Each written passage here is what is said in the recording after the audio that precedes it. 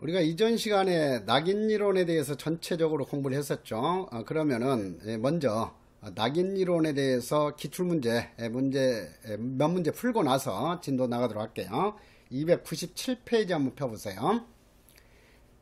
31번 보시면은 1번 전통적 심리학적 다원적 범죄 원인론을 배격했다 하는 것은 바로 연결이 되죠. 낙인이론은 전통적인 주류범죄학 이론에 대해서 180도 관점을 전환시킨 이론이다 했어요. 그리고 낙인이론은 범죄자 자신보다도 법집행기관을 낙인의 주체로서 중요시했다 하는 것이 그 특징이었죠. 그리고 2번에 있어서 낙인이론가들은 공식적인 범죄 통계에는 힘 있는 집단의 법 위반 행동은 집계가 되지 않기 때문에 신뢰할 수 없는 연구 자료다라고 보면서 특히 이런 것과 관련해서 이제 이 암수 문제가 반영되지 않는다하고 공식 통계를 이해를 했죠. 그래서 이제 공식 통계를 믿을 수 없는 그 자료로 이렇게 보기 때문에 새로운 연구 방법으로서 자기 보고식 조사나 참여적 관찰법을 중요시했다 하는 것도 기억이 되죠. 그 다음에 3번 보면은 이 낙인이론에 있어서는 범죄 원인 자체보다도 범죄자에 대한 사회적 반응으로서 특히 부정적인 반응인 낙인을 중요시했다 했어요. 그래서 이 사회적 반응을 중시하는 점 때문에 낙인이론을 사회적 반응 이론이라고 한다 했죠. 그 다음에 이제 이런 그 사회적인 금지가 일탈행위를 유발하거나 강화시킨다. 다시 말해서 이 부정적 반응 또는 이 형사처벌 또는 낙인이 범죄를 더욱더 확대시킨다 라고 주장하고 있죠. 그래서 4번 보시면은 이 공식적인 처벌은 특정인에게 낙인을 감으로써 범죄를 오히려 양산시킨다, 많이 확대시킨다 하는 거죠. 오히려 이제 그 처벌하게 되는 범죄를 크게 줄일 수 있다라고 보는 것은 억제이론 내지는 고전주의 범죄학 이론이다 했어요. 그래서 그러한 서로 상반된 관점을 대입시켜서도 이해하자 했었죠. 그 다음에 이제 33번 한번 볼까요? 33번 보면은 1번 선지 낙인이론은 범죄에 대해서 행해지는 부정적인 사회적 반응이 범죄 원인이라고 보면서 이를 통해서 1차적 일탈과 2차적 일탈의 근본 원인을 설명한다. 자, 다시 한번 바로 여기서 떠올려야죠. 2차적 일탈은 낙인이 원인이 되는 것이지만 1차적 일탈은 낙인이 아니라 심리학적, 생물학적 여러 가지 사회적인 요인이 원인이 된다고 보았다 했죠. 그래서 여기서 바로 이제 떠올라야 할 것이 1차적 일탈 개념과 2차적 일탈 개념을 구분해 가지고 낙인 이론을 발전시킨 학자는 누구다? 바로 네머트죠. 그래서 네머트는 1차적 일탈에 대한 그 사회적 반응이, 즉 사회적 반응, 이것은 형사처벌 또는 낙인을 의미하는 거죠. 낙인이 2차적 일탈을 저지르게 하는 원인이 된다 했어요. 그래서 낙인의 부작용에 의해서 나타나는 일탈을 2차적 일탈이라고 하고, 낙인이 부여되기 이전에 일시적이고 가벼운 일탈을 1차적 일탈이라고 한다. 그래서 앞으로 그 시험에 있어서도 1차적 일탈과 2차적 일탈을 이렇게 혼동시키는 문제가 자주 출제가 된다 하는 점을 강조했어요. 그 다음에 낙인이론가 하게 되면 바로 떠올려 보세요. 탄넨바움, 레머트, 베커, 슈어, 이 네 학자는 자주 출제된다 했어요. 그래서 탄넨바움 하게 되면은 청소년의 사소한 비행에 대한 사회 부정적인 반응이 그 청소년을 하여금 자신을 그 부정적인 사람으로 인식하게 한다.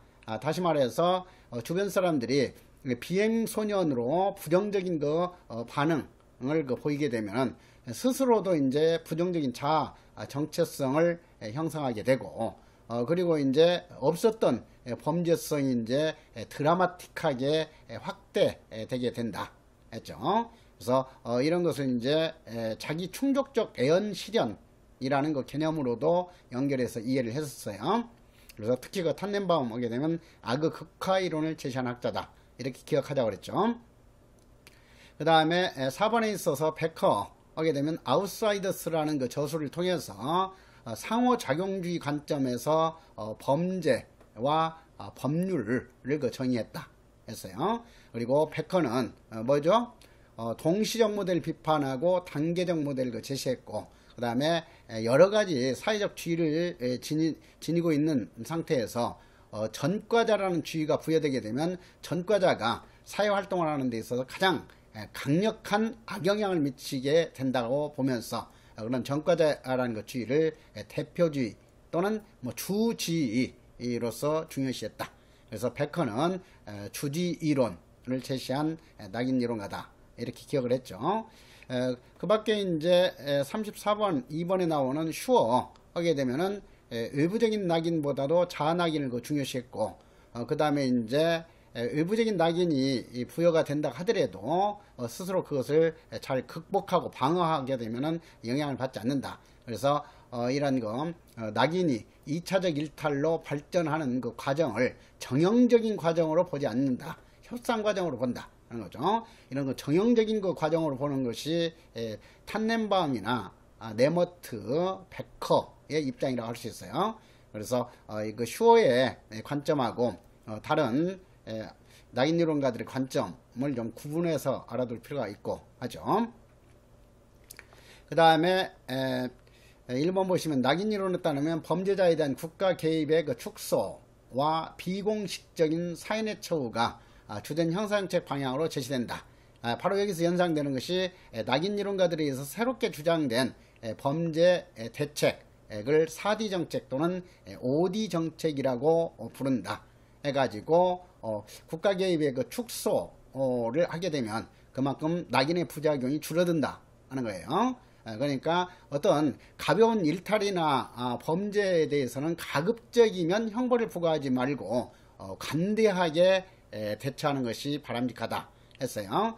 그래서 이제 4D 정책, 5D 정책 하면 바로 머릿속에 떠오르죠. 비범죄화, 비형벌화, 다이버전, 그리고 시설 내 처우는 적합하지 않고 사인의 처우가 중시돼야 된다. 그래서 비시설화, 그리고 탈낙인화, 적법 절차 강조, 적법 절차 강조라고도 하고 공정한 법 적용 강조, 이렇게 이해해도 된다고 그랬죠. 그래서 그 점까지 다시 한번 상기를 해보도록 하고, 그 다음에 그 3번에 있어서 네머트는 일탈행위에 대한 사회적 반응을 비공식적 표출적 반응과 공식적 반응으로 구분했다. 그리고 낙인에 더 큰 영향을 미치는 것은 이 공식적 반응이라고 봤다 했죠. 그래서 그 점 이해하도록 하고, 그 다음에 이제 그 4번 베컨은 일탈자라는 낙인은 그 사람의 주의를 대변하는 주된 주의가 된다는 주지 이론에 대해서 연결한 문제죠. 자, 그래서 이렇게 이 기출문제를 여러분들이 이제 단순히 그냥 눈에 바르기 식으로 이렇게 반복적으로 암기한다든가 하는 것은 별 의미가 없어요. 다음 거 시험 출제할 때는 이 기출문제에서 다룬 그 지식 범주 내에서 이제 그것을 변형을 시키거나 아니면 이제 포장을 바꿔가지고 이렇게 출제하기 때문에 항상 이렇게 분석적으로 공부하는 습관을 들여야 된다 했어요. 그래서 그런 그 방향으로 계속 공부해 나가도록 하기 위해서 이 기출문제를 이렇게 다시 한번 살핀 거예요.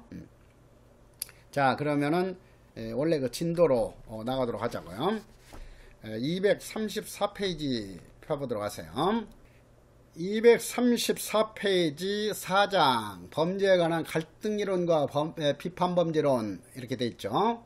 자, 그래서 여기서 이 갈등이론과 대비되는 관점이 뭐였어요? 합의론이죠.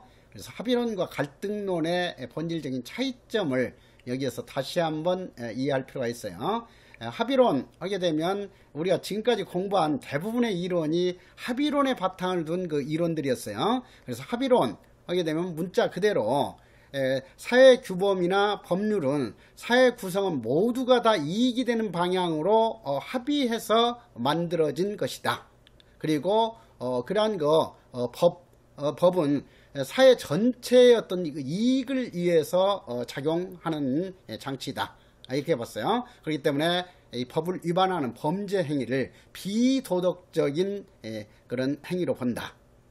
이렇게 이해를 했죠. 반면에 갈등이론은 이 사회 집단 사람마다 이제 각각 다른 가치관과 행동 기준이 있기 때문에 우리 사회는 이제 각종 어떤 그 집단이나 계층, 계급 간에 서로 더 많은 이익을 차지하기 위한 치열한 경쟁 과정으로 본다 했어요. 그래서 이제 이 규범이나 법이라는 것도 사회 구성은 전체적인 이익을 위해서 만든 장치가 아니라 힘 있는 집단의 이익을 보호하기 위해서 만든 강제적인 장치에 불과하다, 이렇게 봤죠. 따라서 갈등 이론의 그 관점에서 범죄를 이해한다면 그 법 위반하는 범죄인은 반계급적인 그런 행위에 불과한 것이지 전체 사회에 반하는 반사회적인 그런 행위로 보지 않는다 했어요. 그래서 이 갈등론에 있어서는 범죄 문제를 사회 경제적이고 정치적인 어떤 관점에서 파악하고자 한다 했죠. 그래서 그런 기본적인 내용들을 좀 이해하면 되는 거예요. 그래서 여기서도 뭐 갈등 이론의 개관 해가지고 그런 것들을 다시 한번 이렇게 설명을 하고 있죠. 2번 정도 보면서 갈등 이론을 다시 한번 확실하게 이해하고 넘어가도록 하자고요. 갈등 이론의 입장에서는 법의 정당성을 전제된 것으로 받아들이지 않고 법 집행도 공정하게 이루어지고 있다고 보지 않기 때문에 범죄를 설명하는 데만 초점을 맞추지 않고 법의 제정과 집행 과정에 대해서도 중요한 고찰 대상으로 삼고 문제시한다. 이런 그 관점을 형법 작용 이론 또는 법의 제정 및 집행에 관한 이론이라고 특징 지운다 했어요. 자, 그래서 여기 이 내용 가지고 이제 합의론하고 이제 갈등론을 대비시켜서 이해를 하면 되는 거죠. 그러니까 법의 정당성을 전제된 것으로 받아들이기 때문에 법 제정 및 집행 과정에서 나타나는 문제는 범죄학에서 고려하지 않는 것이 바로 합의론의 관점이다 했어요. 그리고 이제 합의론의 관점에 있어서는 법 집행은 당연히 공정하게 이루어진다고 전제한다 했어요.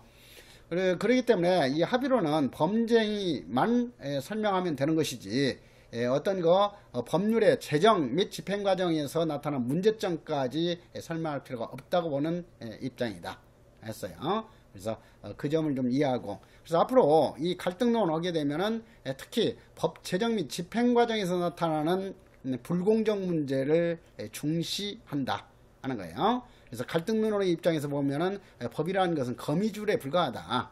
그래서 힘없는 파리 모기 새끼는 거미줄이 잘 걸러서 잡죠. 그런데 좀 힘있는 참새 비둘기만 되더라도 거미줄은 제대로 이제 그런 것들을 이렇게 통제하지 못하게 되는 거예요. 오히려 그 거미줄이 찢겨 나가는 거죠. 이 우리 법이라는 것도 그렇다. 힘 있는 그런 집단이나 사람들에 대해서는 제대로 통제가 될 수가 없는 장치다 하는 거예요. 그래서 뭐 흔히 하는 말이 뭐 유전무죄예요. 재산이 많으면은 법 위반해도 무죄예요. 유전무죄. 거기 돈전자니까 이술유자 유전무죄. 그 다음에 무전유죄. 뭐 힘 없으면은 돈 없으면은 사소한 법 위반에도 과도하게 처벌된다 하는 거죠. 무전유죄 또는 이제 뭐 유력 무죄, 권력이 있으면 무죄고 무력유죄 뭐 이렇게 또 비유하기도 하잖아요. 그래서 그 점을 강조하는 입장이 바로 갈등론이다. 이렇게 이해해 볼 수 있는 거예요. 자, 그 다음에 5번 보면은 갈등이론은 갈등의 속성을 어떻게 파악하는지에 따라서 이제 크게 보수적 갈등 이론과 급진적 갈등 이론으로 나눌 수도 있다 하는 거. 그래서 보수적 갈등 이론 하게 되면 우리 사회는 다양한 그런 어떤 그 집단 간의 갈등이 존재하는 사회다 해가지고 이러한 뭐 각종 그 이익 집단 간의 그 갈등 문제를 가지고 범죄를 설명하려고 하는 관점이 보수적 갈등 이론이다 하는 거예요. 그 다음에 급진적 갈등 이론 하게 되면은 다양한 어떤 그 이익 집단 간의 갈등, 이것은 그렇게 심각한 것이 아니다. 오히려 가장 중요시할 것은 자본가 계급과 노동자 계급 간의 갈등이다 하는 거예요. 그래서 이 자본가 계급과 노동자 계급, 이것은 더 많은 어떤 그 이익을 놓고 치열하게 이렇게 투쟁하는 그런 거 관계에 있다 보죠. 그런데 자본주의 사회에 있어서는 힘있는 자본가 계급들이 노동자 계급의 어떤 노동력을 통해서 창출된 그런 그 가치, 잉여 가치를 착취하는 그런 그 구조이다. 그래서 이런 그 노동자들은 착취를 당해가지고 빈곤한 상태에 빠지기 때문에 생존을 위해서 어쩔 수 없이 많은 범죄를 범할 수밖에 없다 하는 것이 바로 마르크스주의 급진적 갈등 이론의 기본적인 그런 거 관점이다. 이렇게 이해해 볼 수 있어요.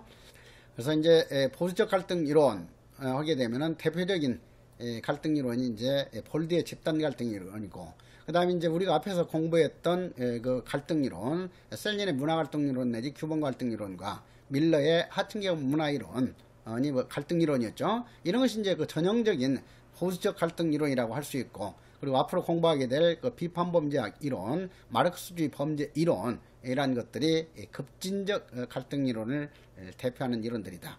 이렇게 이런 정도로만 이해하면 되겠어요. 그 다음에 이제 거기 4번 통해서 확인 한번 더 하고 넘어가죠. 갈등 이론은 범죄와 일탈 행동을 문화적, 집단적 갈등 속에 있는 사람들의 정상적이고 학습된 행위라고 설명한다. 그러니까 각 집단, 계층마다 이제 자기의 고유한 어떤 그 가치관과 행동 방식이 있다. 그런데 이제 우리가 이미 밀러의 하층계급 문화이론에서 그 공부했듯이 자기 이 집단 고유의 어떤 가치관에 따라서 규범에 따라서 문화에 따라서 행동하게 되면 그 사람들의 입장에서는 정상적인 행동이지만 더 강력한 그런 그 힘을 지닌 집단, 즉 법률을 제정하는 거는 집단의 입장에서 보면은 그러한 하위계층, 힘없는 그런 그 집단들의 정상적인 행동들이 범죄나 일탈로 규정되는 경우가 많다 했던 거예요. 그래서 그 점을 다시 한번 이해할 필요가 있다.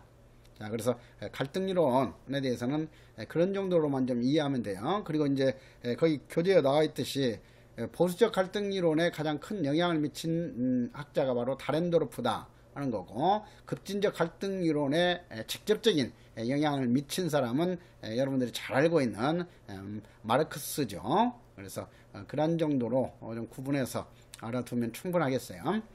그 다음에 이제 이 보수적 갈등 이론 해가지고 볼드의 집단 갈등 이론이 소개가 되어 있죠. 자, 그래서 이 볼드는 1950년대 말에 합의론 중심의 미국 범죄 사회학계에서 갈등 이론을 제시함으로써 갈등 이론에 대한 관심을 드높였던 그런 그 학자예요. 그래서 볼드의 집단 갈등 이론이 등장한 이후로 학계가 이제 주류 이론이 합의론이었던 거였는데, 볼드의 집단 갈등 이론이 주장된 이후로는 갈등 이론이 오히려 더 주류적인 입장으로 이렇게 발전하게 된다 했어요. 그래서 그런 그 측면에서도 볼드는 중요한 그 학자죠. 그래서 볼드 하게 되면은 기억할 때 집단 갈등 이론을 주장했다, 이렇게 기억하도록 하고요. 그래서 볼드는 범죄 행위는 집단 간의 갈등의 그 표현이다라고 그런 명제를 제시해 가지고 1960년 이후 갈등 이론이 범죄학의 선두 이론이 되는 계기를 마련했다. 그래서 역사적인 그런 의미를 좀 이해를 하도록 하고요. 자, 그 다음에 이제 이 볼드는 법은 한 집단의 그 이익을 증진시키고 다른 집단의 이익을 저지하거나 경감시키는 장치에 불과하다 하는 거예요. 사회 전체의 어떤 이익을 위해서 만들어진 그런 규제 장치가 아니다 하는 거죠. 그래서 힘 있는 사람들이 자기들의 어떤 이익을 보호하기 위해서 법이나 규범을 만들기 때문에 그런 그 법 제정에 참여하지 못한 그런 그 소수 집단의 사람들은 자기들의 어떤 그 이익을 반영해 놓지 못하고 있기 때문에 자기들의 이익을 추구하려고 하는 행동들이 주로 범죄로 규정되게 된다 하는 거예요. 그래서 이런 이 갈등 사회에 있어서는 범죄는 시민 집단의 그런 그 행동이 아니라 바로 소수 집단의 행동으로 본다 하는 것을 좀 이해할 필요가 있어요. 그래서 4번 보면은 볼드의 집단 갈등 이론은 조직화된 그 정치 사회 갈등적인 상황을 지적하면서 상당한 양의 범죄가 집단 간의 갈등과 관련이 있다고 주장한다 하는 거.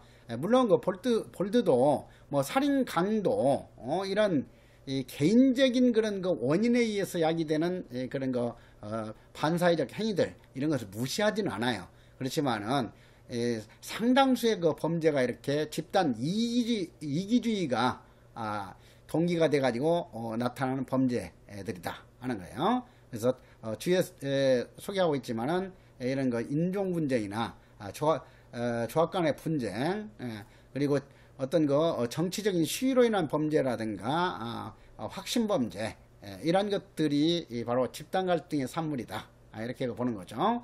그래서 이제 이 볼드의 집단 갈등 이론에 있어서는 이런 이 개인적인 그런 거 원인에 의해서 야기되는 그런 범죄 이런 것들은 제대로 설명하지 못한다 하는 것은 당연하죠. 그래서 볼드의 집단 갈등 이론의 그런 특징 정도 확실히 알아두도록 하고, 그 다음에 이제 좀 더 구체적으로 시험에 출제되는 것이 여기 2번이죠. 그래서 볼드는 입법, 사법 등 모든 그 과정이 집단 간의 이해 갈등을 반영하고 있다고 보면서도 특히 갈등이 가장 첨예하게 나타나는 그런 그 분야가 입법 정책 분야다 이렇게 보는 거예요.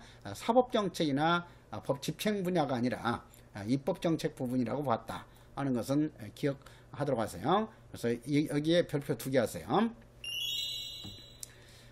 그래서 이제 볼드의 그 논리를 여기서 요약을 하고 있는데, 볼드의 집단 갈등 이론에 의하면 법 제정 및 위반 및 법 집행의 전 과정은 집단 갈등 문제의 해결에 국가 권력을 이용하고자 하는 집단 간의 투쟁의 결과로 라고 주장한다 하는 거. 그래서 이러한 그 투쟁에서 자신들의 이익이나 목적을 제대로 방어하지 못한 소수 집단의 사람들이 주로 범죄를 통해서 자신들의 목표를 추구하려고 하는 것이다 하는 거죠.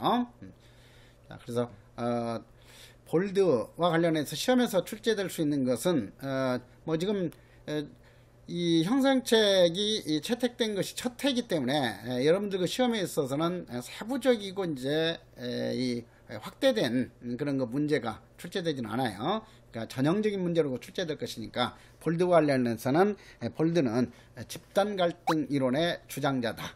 그리고 이 볼드의 집단 갈등 이론에 의해서 잘 설명할 수 있는 것은 집단 이기주의가 동기가 돼서 나타나는 그런 거 범죄, 즉 노사 분쟁이나 확신 범죄, 인종 분쟁은 잘 설명할 수 있다 하는 거. 그렇지만은 개인적인 그런 거 원인에 의해서 야기되는 그런 거 범죄나 비이성적인 그런 거 범죄 이런 것들은 제대로 설명할 수 없다 하는 그런 한계점까지 이해를 해두면 되겠어요. 그 다음에 이제 터크의 그 갈등 이론 하게 되면 범죄와 이론과 또는 지배 복종 이론이라고도 부르죠.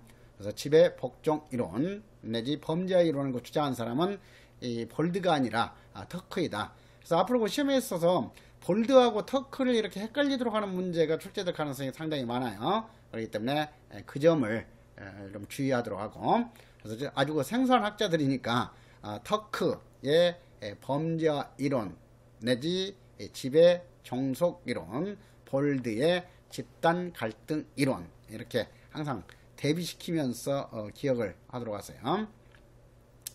그래서 이제 이 터크와 관련해서도 앞으로 그 시험에 출제될 수 있는 것은 뭐냐 하게 되면은 이제 이 힘 있는 집단들은 지배 규범, 자기들의 어떤 그 이익을 더욱더 이제 확대 강화시키기 위해서 자기들의 어떤 그 이익에 도움이 되는 방향으로 규범을 만들게 된다, 법을 만들게 된다 하는 거예요. 그래서 힘없는 피비 지배 집단들을 지배하려고 한다 하는 거죠. 그리고 이제 힘없는 그런 거 피지배 집단 사람들은 그러한 사회 구조에서 복종을 익히면서 살아갈 수밖에 없다 하는 거죠. 그래서 앞으로 어떤 이 갈등이 표출됐을 때에도 어떤 갈등 표출 행위에 대해서 법 집행해 가지고 범죄화 시키느냐 하는 것은 지배 집단의 어떤 입장에서 결정한다 하는 거예요. 그러니까 보편적으로 어느 정도 사회에 해악이 큰가 적은가에 따라서 법 집행 정도가 달라지는 것이 아니라 지배 집단의 어떤 그 이익을 기준으로 해가지고 자기들의 어떤 그 집단의 이익에 크게 반하면은 강력하게 법을 집행할 것이고, 그 다음에 자기들의 어떤 그 문화 규범, 가치관에 크게 위배되는 행동은 법 집행을 강하게 할 것이고, 자기들도 이제 어느 정도 받아들이는 그런 거 위반 행위 이런 것 같은 경우는 범죄화시키려고 하지 않고 한다 하는 거죠. 그래서 뒤에 예를 들었지만은 이 어떤 이 절도 강도 행위 같은 경우는 자기들의 어떤 그 가치관 문화 규범에도 반하면서 자기 또 법률 규범에도 반하는 그런 행위이기 때문에 이런 행위에 대해서는 지배 집단의 입장에서는 강력하게 범죄화시키려고 한다. 그렇지만 이제 어떤 그 경제범죄라든가 가격 담합이라든가 이런 것 같은 경제범죄 이런 것은 이제 법 위반 행위이기는 하지만은 자기들의 가치관 내지 문화 규범에는 반하지 않기 때문에 범죄화시키려고 하지 않는다. 범죄화시킨다고 하더라도 뭐 약한 형벌 정도 부과할 수 있는 법 집행을 한다. 이런 거 설명을 하고 있어요. 그래서 터크의 갈등 이론은 어떤 거 특성을 지니고 있는가 하는 것을 볼드와 좀 대비시켜서 이해하면 돼요. 자, 그래서 이 터크의 이론, 터크는 그의 그 이론에서 어떠한 조건에서 권력자, 종속자 간의 문화적, 행위적 차이가 법률적 갈등 행위로 표출이 되는가 하는 것을 분석하고자 했다 하는 것을 설명할 거예요. 그래서 어떠한 그 사회적인 그 상황 조건에서 보다 더 갈등이 잘 만들어지는가 이것을 먼저 분석하고, 그 다음에 이제 갈등으로 표출된 그런 그 행위에 대해서 방금 전에도 언급했듯이 갈등으로 인해서 표출된 그런 행위, 즉 법에 위반되는 그런 행위라 하더라도 지배 집단의 입장에서 자기들이 중요하다고 생각하면, 자기들의 이익에 크게 해가 된다고 생각하면 강력하게 법을 집행할 것이고, 그 다음에 자기들의 어떤 그 문화 규범에도 크게 벗어나지 않고, 그리고 자기들의 이익을 크게 손상시키지 않는 행위라면은 법 위반 행위에 대해서도 강력하게 엄격하게 법 집행하려고 하지 않을 것이다. 그러니까 범죄화 시키는 데 있어서도 지배 집단의 어떤 그 기준에 의해서 불공정하게 범죄가 이루어진다 하는 거 설명이에요. 그래서 그러한 그 맥락을 좀 이해하면서 구체적으로 앞으로 그 시험에 그 출제될 내용 위주로 한번 보도록 하자고요. 그래서 이 터크는 문화적 행동적인 그 행동 양식적인 차이가 법률적 갈등을 초래하기 위한 그 조건에 대해서 먼저 분석한다고 했죠. 자, 그래서 첫째, 권력자와 종속자는 피지배 집단이라고도 이렇게 부르고 있어요. 같은 말이야. 종속자나 피지배 집단이나. 그래서 지배 집단 내지 권력자와 피지배 집단 내지 종속자 간의 행위적인 차이, 이것은 일반적으로 어떤 그 규범이나 법률을 의미하는 거예요. 행위적인 차이, 그리고 문화적인 차이가 복합될 때 종속자와 권력자 간의 갈등이 더욱더 심각하게 표출이 된다 하는 거.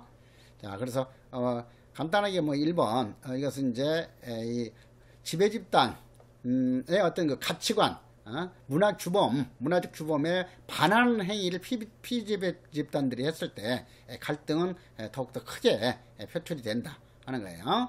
그렇지만은 어떤 그 행위적 규범에 위반됐다 하더라도 지배 집단의 어떤 그 문화적인 규범에 크게 반하지 않는 행동에 대해서는 그렇게 큰 문제로 삼지 않는다 하는 정도로 좀 이해하면 되는 거예요. 그 다음에 이제 구체적으로 선제로 출제될 것이 2번 내용이에요. 갈등이 일어날 확률, 이것은 양쪽 집단 간의 조직화의 정도에 영향을 받는다 하는 거죠. 자, 이것도 상식적이고 논리적인 측면에서 이해를 해두면 돼요. 보통 이제 이 갈등 이론에 의하면은 지배 집단들은 전체적인 어떤 그 인구 중에서는 상당히 소수의 인구들이에요. 그렇기 때문에 지배 집단은 자기들의 어떤 그 이익을 강화시키고 유지시키기 위해서 잘 조직화되어 있다 이렇게 전제하죠. 그런데 노동자나 피지배 집단의 경우에는 조직화될 수도 있고 흩어져 있을 수도 있다 하는 거예요. 그런데 이 피지배 집단 사람들이 흩어져 있을 때, 개인적으로 이렇게 행동할 때에는 지배 집단의 힘은 워낙 강하고 피지배 집단의 개인들은 워낙 약하기 때문에 웬만해가지고는 부딪혀서 갈등이 만들어지질 않죠. 그냥 뭐 피지배 집단 개인들은 그냥 무조건 복종하고 할 수밖에 없는 상황이에요. 그런데 피지배 집단이 노조를 결성한다든가 어떤 그 집단을 만들어 가지고 이렇게 결합하게 되면은 그만큼 이제 힘이 강해지는 거죠. 그러니까 힘이 어느 정도 양 집단에 이 비슷해지면은 갈등은 훨씬 더 잘 표출이 된다 하는 의미예요. 자, 그래서 앞으로 그 시험에 있어서 종속자 내지 피지배자가 조직화될수록 갈등 가능성이 높아진다고 본 거지, 지배 집단 내지 권력자가 조직화될수록 갈등 가능성이 높아진다고 본 것이 아니다 하는 것을 잘 구분해 놓도록 하세요. 그 다음에 이제 갈등이 일어날 확률은 양 집단 간의 지적 교양 내지 세련화의 정도에 영향을 받는다고도 봤다. 지적 교양 내지 세련화는 뭐 아주 그 지능적으로 이 상대 집단을 어떻게 잘 이용하느냐 하는 거 내용이에요. 그래서 지배 집단이 세련화된 경우 같으면은 이제 어떤 법을 만들어 가지고 평화롭게 어떤 그 자기의 이익을 도모하는 과정으로 나가는 거죠. 그렇지 그냥 무조건 뭐 폭력적으로 강압적으로 이렇게 피지 집단을 다루는 것은 아니다 하는 거예요. 그리고 이제 피지배 집단의 입장에 있어서도 자기들이 어떤 거 이익이나 목표를 추구하는 데 있어서 이 사회 여론을 크게 자극하지 않을 정도의 좀 부드러운 그런 거 방식으로 이익을 추구한다든가 하게 되면 갈등이 잘 표출되지 않는다 하는 의미예요. 그래서 그러한 그 의미 가볍게 좀 이해를 하시면 되겠고요. 그래서 이런 그 어떤 그 세련의 정도에 따라서 갈등이 달라진다고 봤다 하는 것은 볼드가 주장한 것이 아니라 터크가 주장했다 하는 정도로 이렇게 이해를 해주시면 되겠어요.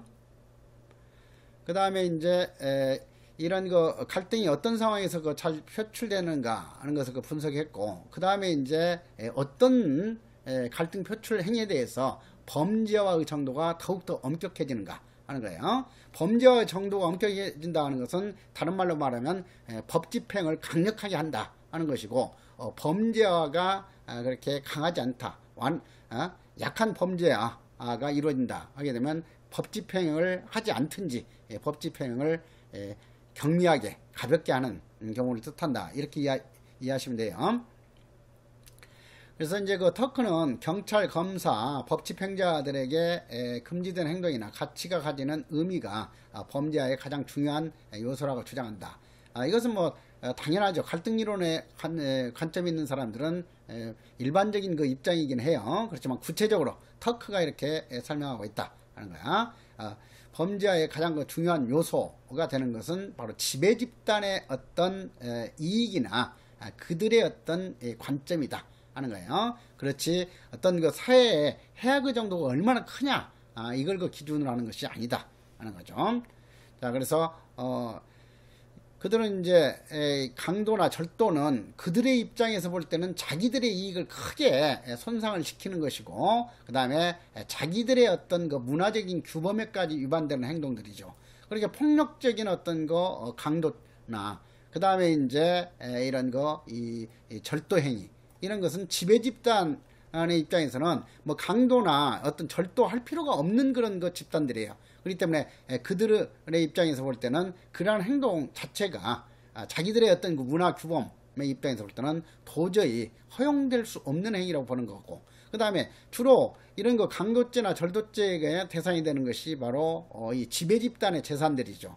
그렇기 때문에 이제 자기들의 이익을 크게 해치기 때문에 강도죄나 절도죄는 강력하게 처벌하면서 강하게 범죄화를 시키게 된다 하는 거죠. 그래서 그 점을 이해하고, 그런데 어떤 그 가격 담합과 같은 경제범죄 이런 것은 법 위반 행동이긴 하지만 자기들의 어떤 문화적 가치에는 반하지 않는 행동들이죠. 왜냐하면 가격 담합이라든가 이런 거 독점이라든가 이런 것 같은 경우는 오히려 지배 집단들이 자기의 이익을 위해서 도모하는 행동들이기 때문에 그러한 것들에 대해서는 법을 제대로 제정하지도 않고 법이 제정돼 있다 하더라도 제대로 집행하지 않는다 하는 의미예요. 그래서 결론적으로 권력자의 문화적인 규범과 행동 양식적인 규범 모두를 위반하는 행위일 때 법규범의 집행 가능성이 높아진다. 즉 범죄화 가능성이 커진다 라고 이해하면 되겠죠. 그 다음에 범죄화에 의한 두 번째 요인과 관련해서 권력자와 종속자, 집행자와 저항자 사이의 심의 상대성 내지는 아까 갈등이 어떤 조건에 잘 표출되는가를 설명했을 때 조직화의 정도죠. 그러니까 권력자가 항상 잘 조직화되어 있고 종속자, 피지배 집단은 이렇게 조직화될 수도 있고 비조직화되어 있는 상태에 있을 수도 있다 하는 거예요. 그런데 종속자, 피지배 집단이 이렇게 조직화가 돼 가지고 힘이 강해지면은 갈등은 잘 표출되지만 반대로 이 힘이 강해지면 어때요? 법 집행은 제대로 하지 못하는 거죠. 그러니까 이제 뭐 한국노총이라든가 민주노총에서 집단적으로 이렇게 파업한다든가 이렇게 했을 때는 제대로 법 집행을 하지 못하잖아요. 그걸 뜻하는 거예요. 그래서 항상 그 갈등 이론의 입장에서 볼 때는 이 종속자가 약하면 약할수록 법은 더욱더 강하게 가혹하게 적용된다고 본다. 이렇게 이해를 하면 되겠어요. 그 다음에 그 세 번째 범죄가 될 가능성을 높이는 요인이 뭐냐, 바로 현실 합치적으로 행동했을 때는 갈등이 표출됐을 때는 법 집행 가능성이 그렇게 높지 않다. 근데 현실 불합치적으로 갈등이 진행되면은 그만큼 범죄가 될 가능성이 커진다 하는 설명이에요.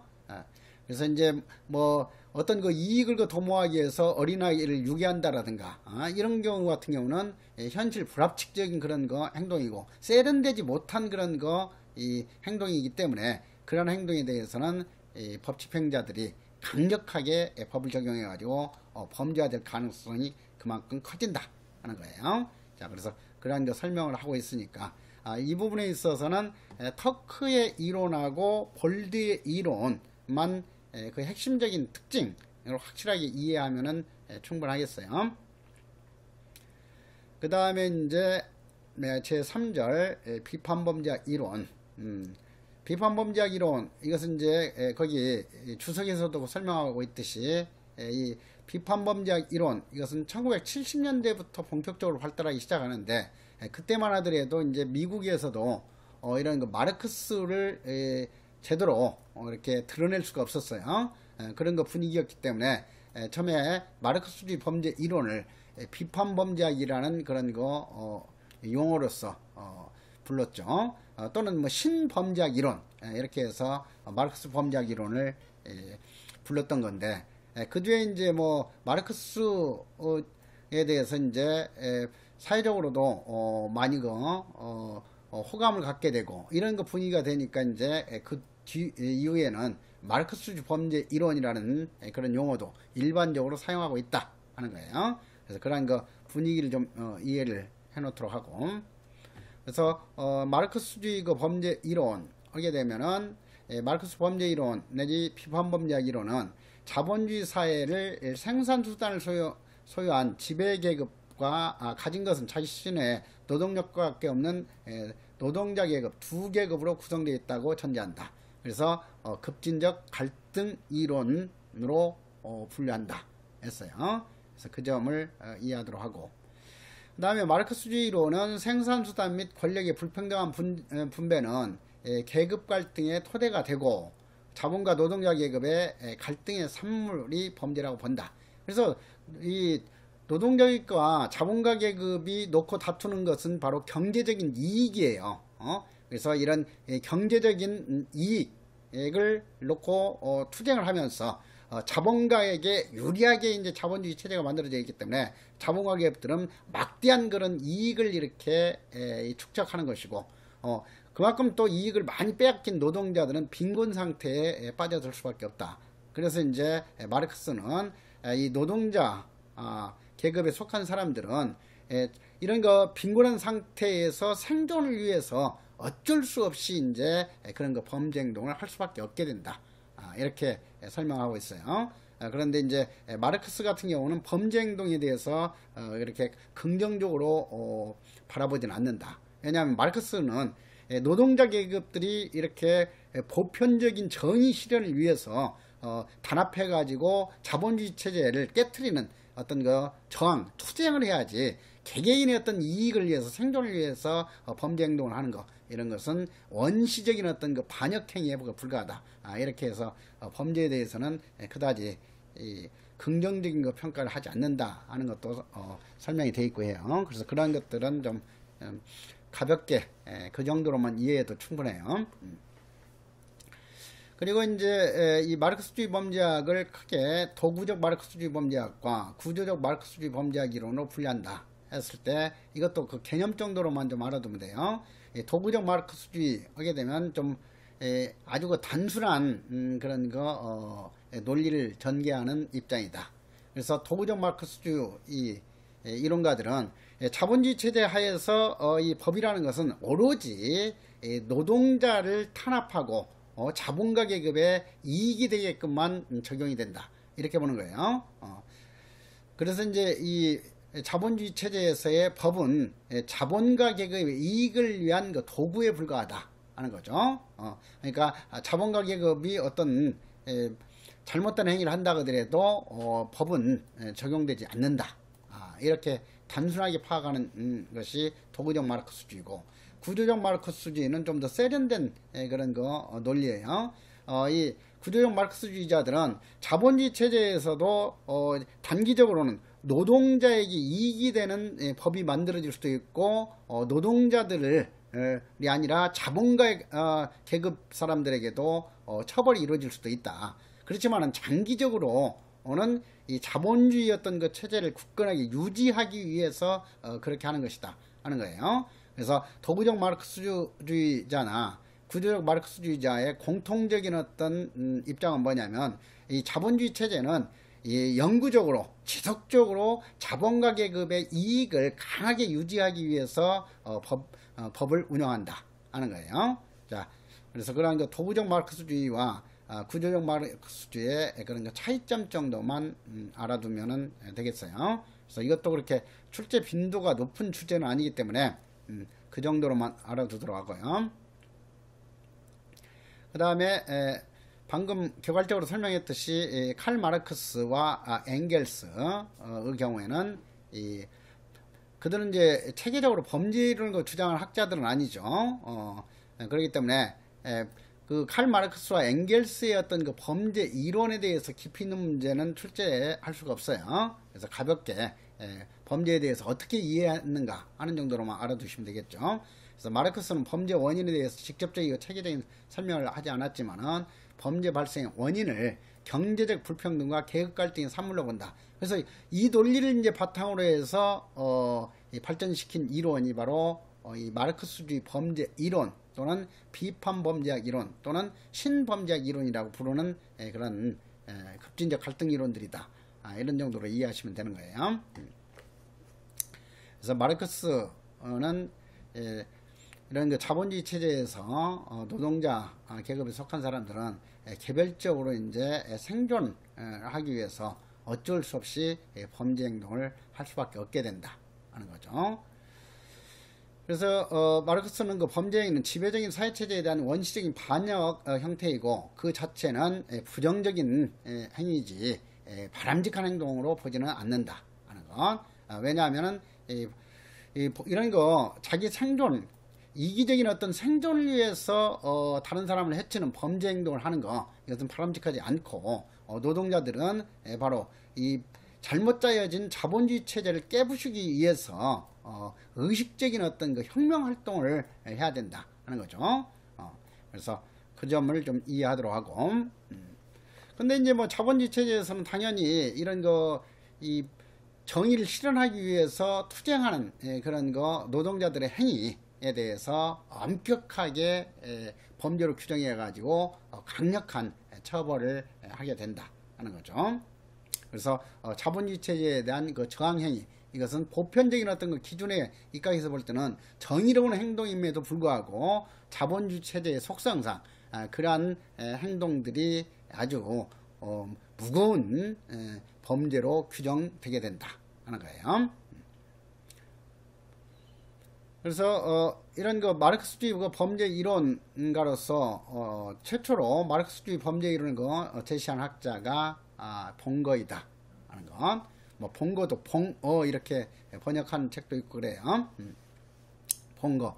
그래서 봉거는 이 자본주의 구조 자체가 모든 범죄의 근본 원인이 된다고 보고 있어요. 그래서 자본주의 체제에는 이기심만 이렇게 부각시키고 다른 사람을 배려하는 이타주의, 이것은 제대로 존재할 수 없는 그런 체제다.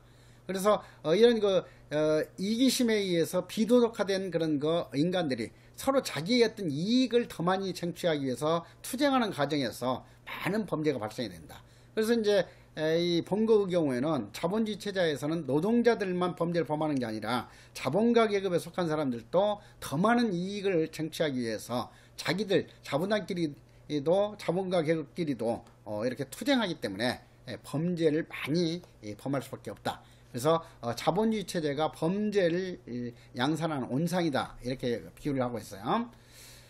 그리고 이제 이 범죄 이거 설명을 하면서 이제 이 경제적 결정론, 경제적 조건설이라고도 부르는데 경제적 결정론 이런 것은 이제 뭐냐면 자본주의 체제에 있어서는 이 자본주의 체제는 자본가 계급들에 의해서 노동자들의 이런 잉여 가치 이런 거 착취하기 때문에 노동자 계급에 속한 사람들은 절대적인 빈곤 상태에 빠지고 절대적인 빈곤 상태에 빠진 노동자들은 생존을 위해서 어쩔 수 없이 범죄 행동을 할 수밖에 없다.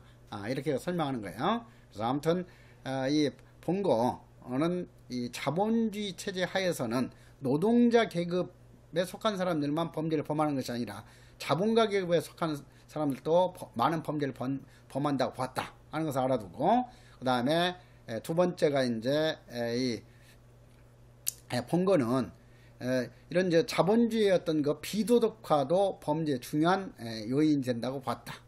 그래서 그 범죄 대책으로 봉거는 이런 어떤 낙인 이론가들이 제시했던 그런 혁신적인 어떤 대책, 이것도 자본주의 체제가 그대로 유지되는 한 별 효과가 없다. 그렇기 때문에 이 봉거는 수정자본주의 정도로 개혁하는 것 가지고도 범죄 문제는 해결될 수 없고 오로지 사회주의 체제로 완전히 전환시켜야만이 범죄를 이 세상에서 없앨 수 있다. 이렇게 보는 거예요. 자, 그래서 그 점 범죄 대책을 이해하도록 하고, 그래서 이제 이 사회주의 체제가 실현되게 되면은 일반적인 이제 범죄는 없어질 것이고 정신질환에 의해서 야기되는 그런 반사회적인 행동들만 나타나게 될 것이다. 이렇게 봤죠. 그러니까 이런 정신질환에 의해서 야기되는 반사회적인 행위에 대해서는 정신병원 같은 데서 치료해주면 되는 것이지, 지금 자본주의 체제처럼 교도소에서 형벌 집행하고 이렇게 할 필요는 없어지게 된다. 이렇게 설명하고 있는 거예요. 그래서 그런 점을 이해하도록 하고, 그래서 이 부분에 있어서는 이제 뭐 깊이 있는 이론보다도 이런 갈등 이론을 주장한 학자와 합의론의 입장에서 이론을 전개한 학자를 구분하는 문제, 이런 것들도 만들어질 수 있고 그래요. 자, 그렇기 때문에 이 봉거, 그 다음에 볼드, 터크 이런 사람들은 대표적인 갈등 이론을 주장한 사람들이다 하는 것을 좀 기억할 필요가 있고 그래요. 그 다음에 이제 1960년대에 낙인 이론이 이제 크게 활성화가 됐고, 낙인 이론의 영향을 받아가지고 1970년대 와서 이제 비판범죄학 이론이 크게 주목을 받기 시작한다. 자, 이렇게 역사적인 흐름을 좀 이해하면서, 그런데 이제 1960년대에 활성화됐던 낙인 이론은 어디까지나 이 미시적인 갈등 이론 수준이었고, 그 다음에 법 집행기관의 정당성에 대해서 문제 삼지는 않게 돼요. 그렇지만 이제 1970년대에 낙인 이론의 영향을 받아서 발달한 마르크스주의 범죄학 내지 비판범죄학 이론에 있어서는 자본주의 체제의 구조적인 어떤 속성의 문제를 분석하게 되고, 그리고 이런 자본주의 체제 하에서는 법 집행기관, 경찰이나 검찰들도 자본가 계급의 어떤 하수인에 불과한 것이다. 그들은 공정하게 어떤 법 집행을 할 수 없는 그런 존재들이다. 그래서 그런 경찰이라든가 검찰과 같은 법 집행기관의 정당성까지도 전혀 인정하지 않으려고 하는 관점이 비판범죄학의 입장이다 하는 거예요. 그래서 이러한 본격적으로 비판범죄학 이론을 제기한 학자가 테일러 왈튼 영이죠. 그래서 1910년대에 제기됐던 본거의 마르크스주의 갈등 이론, 이것이 이제 그때 당시에는 전혀 주목을 받지 못했어요. 그랬다가 이제 1960년대 미국에서 어떤 소수 집단들의 그런 저항이 많이 이제 발달이 돼가고 월남전 이런 것을 계기로 해서 그랬던 거예요. 그래서 이제 이런 사회가 이제 갈등 상황이 크게 표출되고 이런 분위기에서 이제 이 마르크스주의 범죄학 이론의 바탕을 둔 비판범죄학 이론이 주목을 받기 시작한다 했죠. 그래서 이러한 분위기에서 체계적으로 마르크스주의 범죄학 이론으로서 신범죄학 이론을 제시한 사람들이 영국의 테일러 월튼 영이라는 학자이다. 그래서 테일러 월튼 영은 대표적인 비판범죄 학자다 하는 정도로 좀 이해를 해주면 되겠어요. 그래서 이제 이 테일러 월튼 영은 특히 이제 왜 이런 신범죄학이라고 해가지고 비판범죄 이론을 이렇게 중요시했냐 하면은 기존의 전통적인 범죄 이론에 있어서는 개개인의 어떤 문제로 인해서 야기되는 살인, 강도, 강간, 절도 이런 것들에 대해서만 이렇게 연구했던 것이지 어떤 힘있는 집단들에서 야기되는 그런 반사회적인 행동들 이런 것에 대해서는 고려하지를 않았어요. 그러니까 예를 들면은 어떤 이 자본주의 체제 하에서 제대로 취업이 안 된 노동자가 이 밥을 제대로 먹지도 못하고 하니까 이제 계속해서 절도 행위를 하게 되면은 그런 절도 행위 해가지고 사회에 해악을 끼치는 것은 기껏 해봤자 몇백만 원, 몇천만 원도 안 돼요. 그럼에도 불구하고 이제 상습범이라고 해가지고 징역 15년 이렇게 해가지고 강력하게 처벌하죠. 그런데 이제 자본주의 체제하에서 자본가 계급들은 노동자 계급에 의해서 생산된 그런 잉여 가치 이런 것을 노동자들에게 제대로 돌려주지 않고 착취를 하게 되죠. 그래서 이 착취하는 금액은 몇백조에 해당하는 거예요. 그럼에도 불구하고 이런 엄청난 도둑질인 착취행위에 대해서는 자본주의 체제에서는 아예 범죄로조차 규정하지 않는다 하는 거예요. 그래서 이런 착취라든가 그 다음에 어떤 연쇄살인법이라 하더라도 기껏 해봤자 10명, 20명 죽일 수는 있지 그 이상 많은 사람을 죽이질 못해요. 근데 이제 푸틴같이 저렇게 제국주의 전쟁을 일으켜보면 수십만 명을 살상시킬 수도 있는 거죠. 그래서 이런 제국주의 전쟁 그리고 또 안전설비를 제대로 갖추지 못해가지고 그걸로 인해서 많은 사람이 이제 산업체에 의해서 희생되고 이런 것에 대해서는 제대로 분석할 수가 없고 그런 것에 대해서 통제할 수 있는 장치 이런 것이 마련되지 않는다. 그래서 이런 사회적으로 해로운 행위인 권력형 범죄 분석에 중점을 두는 그런 이론이 필요하다 하는 거예요. 그래서 이런 권력형 범죄 분석을 위해서 제시된 이론이 비판범죄학 이론이다 하는 것을 좀 이해할 필요가 있어요. 그래서 이러한 이 권력형 범죄를 규정하지 못하고 범죄의 근본 원인이 되는 자본주의 본질적인 속성을 인식하지 못하는 기존의 전통적인 범죄 이론과 실중주의 범죄 이론. 그래서 이제 여기서 좀 부연 설명하게 되면 비판범죄학 이론에서 비판이라는 의미는 뭐냐면 실중주의적인 전통적인 이론에 대한 비판과 그 다음에 자본주의 체제에 대한 비판을 담고 있는 용어예요. 그래서 그렇게 이해를 좀 하면서 보시도록 하죠. 그래서 이 테일러 월튼 영과 같은 학자들은 권력형 범죄를 규정하지 못하고 범죄의 근본 원인이 되는 자본주의의 본질적인 속성을 인식하지 못하는 전통적인 범죄 이론과 형법 및 형사사법 기관의 결함. 그러니까 형법 및 형사사법의 결함이 뭐예요? 불공정하게 법 집행하는 것이죠. 그리고 실증주의와 가치 중립을 비판 하는데 초점을 맞추고 역사적이고 해석적인 방법을 사용해 가지고 인종차별주의, 성차별주의, 제국주의, 가격단합 등 사회적 해악까지 긍극적으로 해결하고자 하는 그런 그 범죄 이론을 제시했다. 그래서 이제 이런 거 비판 범죄학 이론의 연구 목적은 바로 이 사회 정의 실현에 있다 하는 거죠. 그래서 테일러 왈튼 영은 뭐 세부적으로 출제하지는 않을 거니까 당분간은 여러분들은 그 정도로 알아두면 돼. 테일러 왈튼 영은 비판 범죄학 이론을 체계적으로 제시한 학자이다.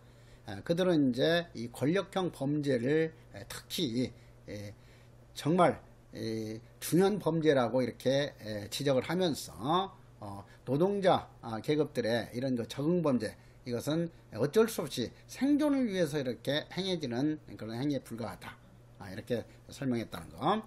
그래서 적응 범죄 내지 적응 범죄를 화해 범죄 이렇게 번역하게 돼요. 그러니까 자본주의 체제에 적응해 가지고 생존을 위해서 이제 절도 강도를 행하는 그런 행위들, 이런 것을 이제 적응 범죄라고 보았고, 실질적으로 이제 자본주의 체제에서 적응 범죄의 피해는 그렇게 크지 않다. 그런데 자본가 계급들의 그런 이 권력형 범죄, 이것이 이제 진짜 범죄이고, 이런 진짜 범죄, 권력형 범죄의 피해는 엄청나게 심각하다. 그런데 자본주의 체제의 속성상 그러한 행위들은 범죄로 규정되지 않는다 하는 점을 일깨워졌다 하는 거예요. 그래서 그런 정도로 이해를 해놓도록 하고, 그 다음에 이제 이 퀴니의 급진적인 갈등 이론, 퀴니도 이제 여기에서도 설명하고 있듯이 보수적 갈등 이론을 주장하다가 급진적 갈등 이론, 평화주의 범죄학 이론까지 이렇게 주장한 다양한 경력을 지닌 그 학자가 퀴니예요. 근데 퀴니도 비판 범죄학 내지 이 마르크스주의 범죄 이론과 관련해서 주로 출제가 될 거예요.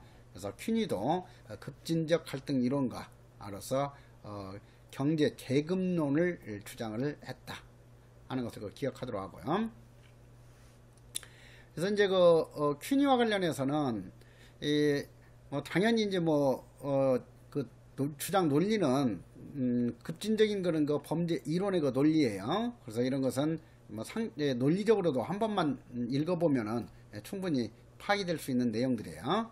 그래서 가볍게 이런 것은 보고, 그 다음에 이제 퀴니와 관련해서 앞으로 시험에 출제될 것이 뭐냐 하게 되면은 자본주의 체제에서의 범죄의 유형이에요. 자본주의 체제에서 범죄 유형 분류는 앞으로 시험에 자주 출제될 내용이죠. 이것은 별표 4개 하세요. 그래서 이 자본주의 체제에서 그 범죄를 크게 자본가 계급에 의한 그 범죄와 노동자 계급에 의한 그 범죄로 분류해가지고, 이 노동자 계급에 의한 범죄에는 이 적응 범죄, 적응 범죄라는 그런 개념은 최초로 이제 테일러 왈튼 영이 사용하기 시작했죠. 그렇지만은 이 퀴니가 이것을 더욱더 체계화시켜서 이제 자본주의 체제에서 노동자 계급의 범죄 유형으로서 이렇게 설명을 하게 된다 하는 거. 자, 그래서 이 적응 범죄는 화해의 범죄라고도 번역하는데, 이 적응 범죄는 문자 그대로 뭐냐면 자본주의 체제에 적응해 가지고 개개인의 어떤 그 이익만을 도모하기 위해서 강도, 살인 행위를 하는 거, 이런 것들이 바로 이 적응 범죄다 하는 거예요. 그래서 이 적응 범죄는 마르크스가 지적했듯이 이런 것은 바람직한 노동자들의 행동이 아니다. 그래서 마르크스도 이런 범죄에 대해서는 부정적으로 평가했다 하고 아까 설명을 했죠. 그래서 이 적응 범죄 내지 화해 범죄에 해당하는 것이 폭력 범죄라든가 강도 범죄, 절도 범죄, 살인 범죄, 이런 것들이 적응 범죄라고 한다 하는 거. 그 다음에 대항 범죄는 정의로운 어떤 투쟁 행동을 말하는 거죠. 그래서 자본주의의 어떤 문제점을 깨트리기 위해서 이제 자본가 계급 사람들에게 대항해 가지고 저항하는 그런 행위들, 이런 것은 이제 보편적인 가치 기준으로 보면 정의로운 행동이지만 자본주의 체제의 속성상 아주 심각한 범죄로 규정해 가지고 강력한 처벌이 이루어진다 하는 거죠. 그것은 왜 그러냐면 자본가 계급의 이익에 크게 반하고 자본주의 체제를 이렇게 불안정하게 만들기 때문이다 하는 거예요. 그 다음에 이제 자본가 계급에 의해서 행해지는 그런 권력형 범죄를 퀴니는 지배와 억압부 범죄라는 개념으로 이렇게 설명하게 된다 하는 거죠. 그래서 지배와 억압 범죄는 경제 내지 기업 범죄. 이것은 이제 자본주의 체제에서 자본가 기업들이 자기들의 이익을 크게 하기 위해서 서로 입찰 담합하고 가격을 조작하고 그리고 이런 거 독점으로 기업을 운영하고 증권거래법을 위반하는 행위를 하고 이런 것들이 바로 경제범죄죠. 그래서 기업들에 의해서 주로 행해지는 그런 거 착취행위들, 이것이 기업범죄라고 했다. 그 다음에 통제범죄는 자본주의 체제에서는 노동자 계급에게는 아주 강력하게 법이 적용이 되고 자본가 계급에게는 그 법이 제대로 적용되지 않는다 했잖아요. 특히 이제 도구적 마르크스주의 이론가들은 자본주의 체제에서는 자본가 계급 사람들에게는 전혀 이 법이 적용되지 않는다 이렇게 봤죠. 그 다음에 구조적 마르크스주의자들은 이런 자본주의를 깨트릴 수 있는 자본가 계급 사람들의 행위에 대해서도 일시적으로 단기적으로는 법이 적용되기도 한다. 그리고 단기적으로는 노동자에게 이익이 되는 법이 만들어지기도 한다. 그렇지만 장기적으로 볼 때는 자본주의 체제를 계속 유지하기 위한 목적에서 그러한 교묘한 행동들이 나타나게 된다. 이렇게 뜻이요. 그런데 이제 이 통제범죄는 바로 이런 자본주의 체제 하에서 이 불공정하게 법 적용하는 행위들 자체가 범죄이다 하는 거예요. 그래서 경찰, 검찰들이 노동자에게만 가혹하게 법 집행하는 행위, 이것이 바로 범죄이다 하는 거죠. 통제범죄. 그 다음에 정부범죄 같은 경우는 이제 심있는 그런 정부 관료들이 뇌물을 받는다든가 어떤 이권을 차지한다든가 이런 행위들이 정부범죄이다 하는 거죠. 그래서 앞으로 시험에 있어서는 퀸이가 주장한 적응범죄하고 대항범죄 유형을 살며시 바꾸는 문제라든가, 그러니까 어떤 강도와 절도를 퀸이는 대항범죄라고 보았다 하면 틀린 내용이 되는 거예요. 그래서 그러한 점을 좀 주의하도록 하세요. 그 다음에 자본가 계급에 의한 범죄를 저항범죄와 적응범죄라고 하였다. 이런 식으로 만들 거예요, 문제를. 그래서 확실하게 노동자 계급에 의한 범죄 두 가지, 적응 내지 화해범죄와 대항범죄 내지 저항범죄, 그리고 자본가 계급에 의한 범죄, 지배와 억압 범죄로는 경제범죄, 통제범죄, 정부범죄가 있다 하는 것을 확실하게 좀 구분하면 되겠어요.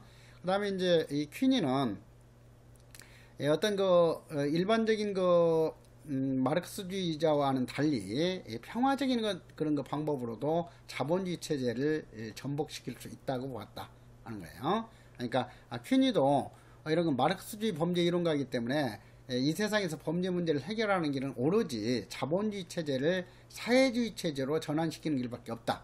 그런데 일반적인 사회학자들과는 달리 이 퀸이는 자본주의 체제를 평화적인 방법으로 이 사회주의 체제로 전환시킬 수도 있다고 보았다는 거. 그래서 그 정도로만 알아두면 되겠어요. 그리고 이제 이런 퀸이 이론에 대한 비판도 가볍게 소개하고 있는데, 퀸의 이론이나 모든 비판범죄학 이론 안에 공통점은 뭐냐면은 바로 이 통제 주체의 정당성에 대해서는 어느 정도 설명할 수 있지만은 너무 범죄 대책이 너무 단순하고 이데올로기적이기 때문에 현실적으로 실행하기가 어렵다 하는 거죠. 그러니까 구체적이고 세부적인 범죄 대책이 없는 거야. 살인 강도에 대한 어떤 구체적인 대책 이런 것이 없잖아. 이 비판범죄학 이론가들은 어때요? 자본주의 체제를 완전히 사회주의 체제로 전환해야만이 범죄 문제가 근본적으로 해결된다 라고만 주장하는 거예요. 그렇기 때문에 이 비판범죄학 이론에 대한 가장 대표적인 비판점은 구체적이고 세부적인 범죄 대책을 제시할 수 없다 하는 것, 그 점을 좀 이해하도록 하세요.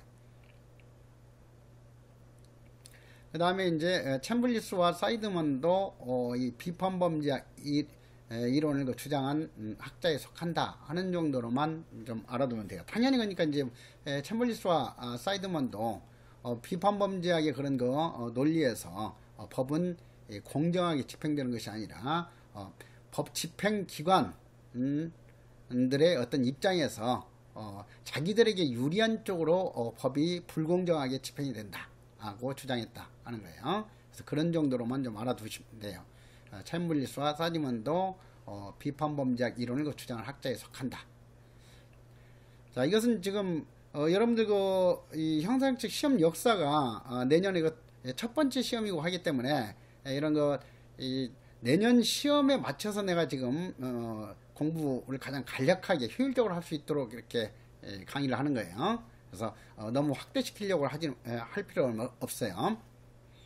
자, 그 다음에 스피처의 후기 자본주의 갈등론에 있어서도 스피처도 이 후기 자본주의 갈등론, 즉 비판 범죄를 주장하는 학자에 속한다 하는 것을 알아두도록 하고, 그 다음에 이제 이 스피처는 이 후기 자본주의 사회가 되면, 지금 우리 현대사회처럼 정보화 사회가 되면서 이런 노동자들의 어떤 취업이 어렵게 되는 상황이 된다. 그래서 대거 이제 실업자가 발생이 되게 되면은 범죄 문제가 폭발적으로 증가하게 된다.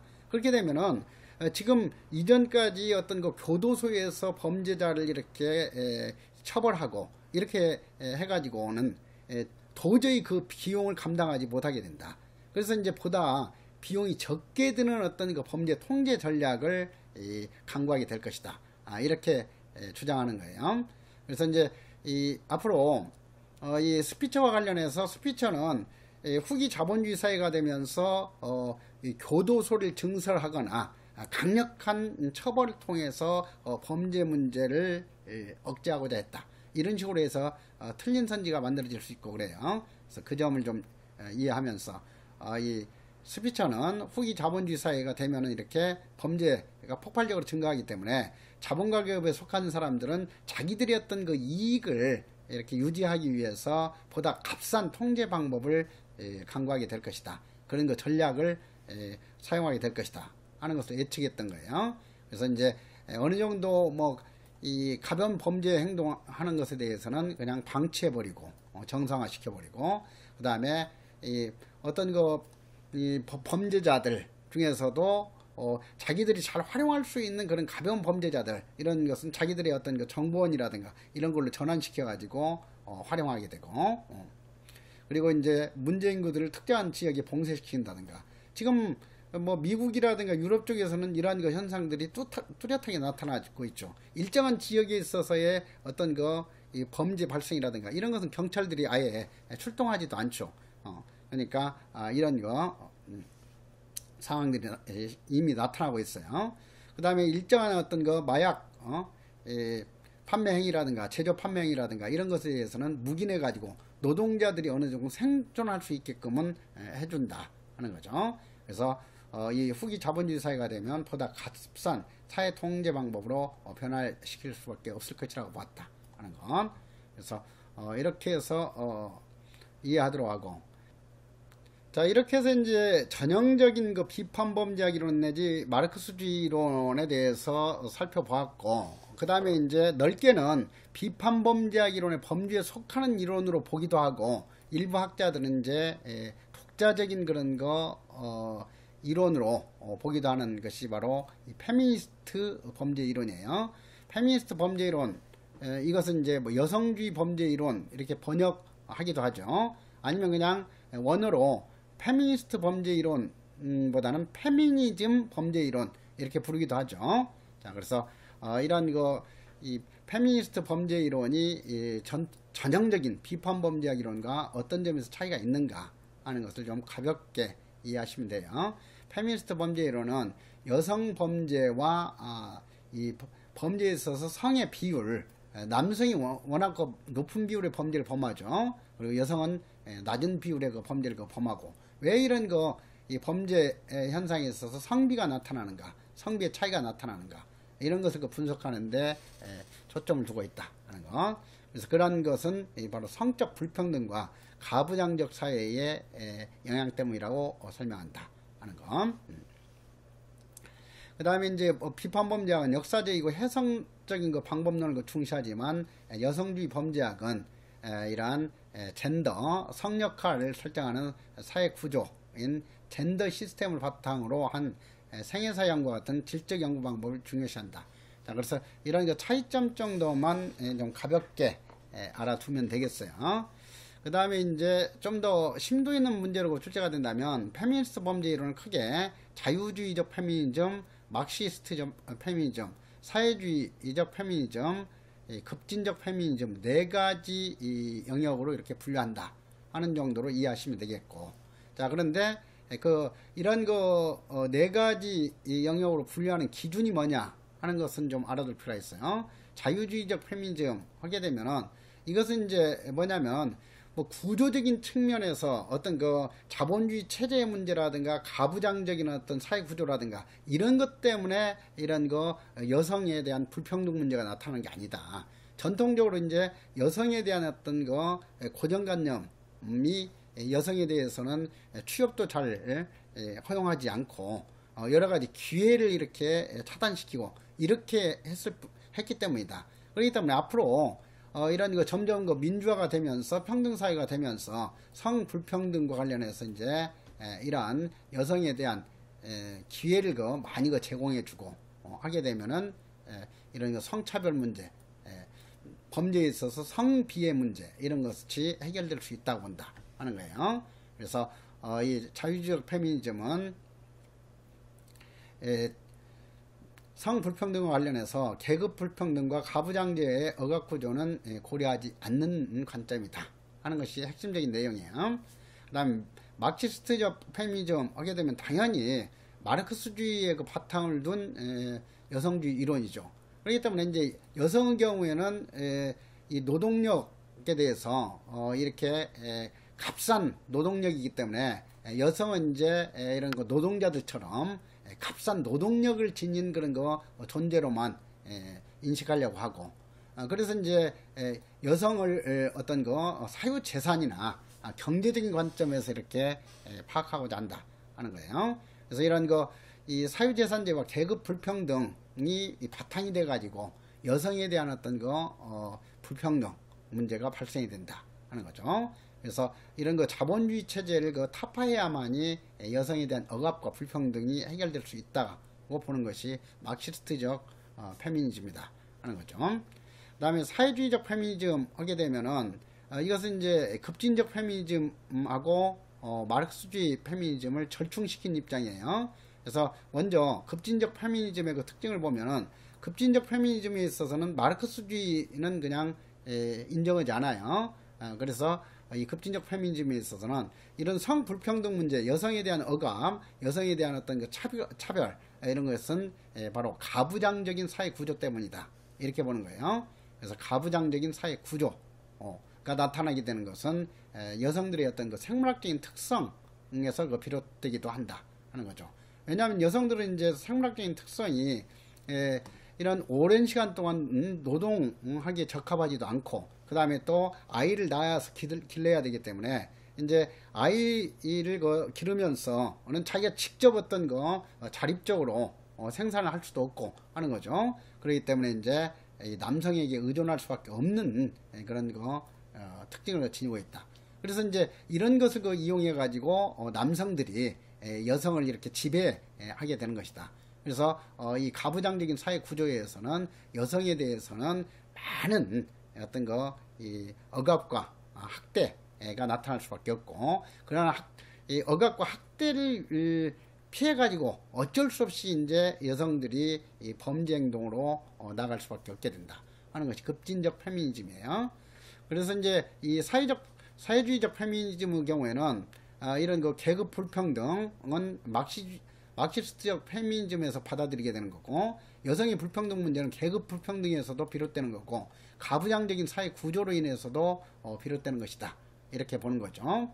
그래서 이제 여성의 어떤 생물학적인 이런 특성으로 나타나는 가부장적인 그런 사회 구조의 문제, 이것은 이 사회주의적 페미니즘에서도 인정한다. 이렇게 좀 이해를 하면 되겠어요. 자, 그래서 여성주의 범죄 이론으로는 크게 네 가지 범주, 자유적 페미니즘, 마르크시스트적 페미니즘, 그리고 급진적 페미니즘, 이렇게 분류할 수 있다 하는 것을 좀 알아두시면 되겠어요. 그리고 구별하는 그런 기준으로서의 특징만 확실하게 좀 알아두면 충분하다. 자, 여기까지 하고 이제 다음 시간에 이 통합 이론 및 발달 이론, 그리고 생애과정 이론 등에 대해서 공부하도록 할게요.